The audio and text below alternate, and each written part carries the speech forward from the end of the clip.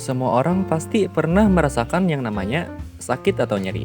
Ketika kita merasa sakit, rasanya tuh nggak enak banget. Tapi tahukah kamu bahwa ketika kita merasa sakit atau nyeri, ada zat yang dilepaskan sebagai anti nyeri alami. Hmm, mau tahu apa zat itu? Ini dia episode terakhir dari series Hormon Kebahagiaan. Sebelum lebih lanjut, mari dukung tim Akademikus Indonesia buat terus berkembang dan biar terus produksi video baru tiap minggunya. Kalian bisa klik tombol subscribe-nya dan jangan lupa buat nyalain notifikasinya biar gak ketinggalan dengan video baru kami. Keep study! Ketika kita sehat walafiat, kita bahagia. Ketika kita sakit dan nyeri, kita merasa sedih. Dan ketika kita lagi merasa sakit ini, ada sejumlah senyawa yang dilepaskan sebagai respons atas rasa sakit kita. Salah satunya adalah endorfin.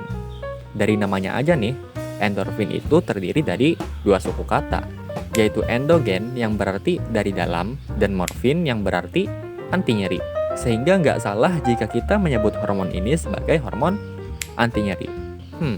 Ngomong-ngomong soal morfin, kayaknya sebagian dari kita udah nggak asing dengan kata itu.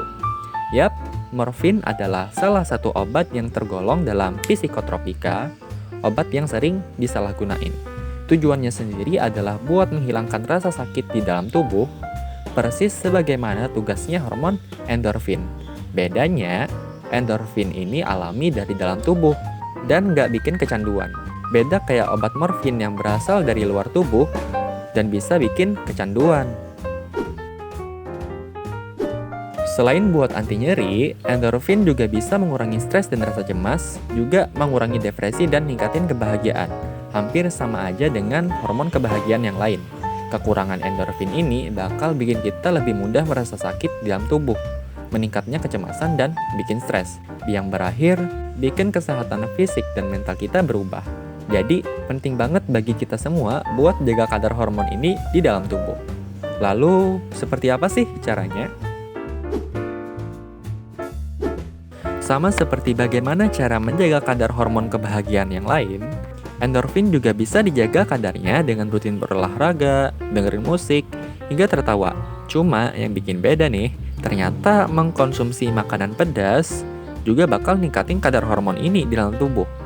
Hal ini disebabkan karena capsaicin, salah satu zat di makanan pedas, bakal bikin rasa nyeri pada lidah.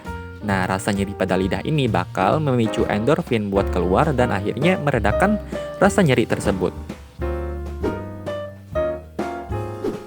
Dan seperti itulah series pertama dari tim Akademikus Indonesia.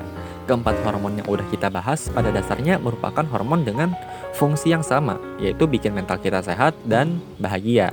Meski begitu, hormon-hormon ini tentunya punya fungsi lain yang bikin mereka beda satu sama lain, seperti yang udah kita bahas dalam tiap episode. Nah, setelah ini akan ada banyak lagi yang bakal tim Akademikus Indonesia bahas. Jadi, selalu dukung kami dan berikan semua pendapat kalian terkait video-video kami. Semoga harimu menyenangkan dan sampai jumpa di video selanjutnya. Dadah!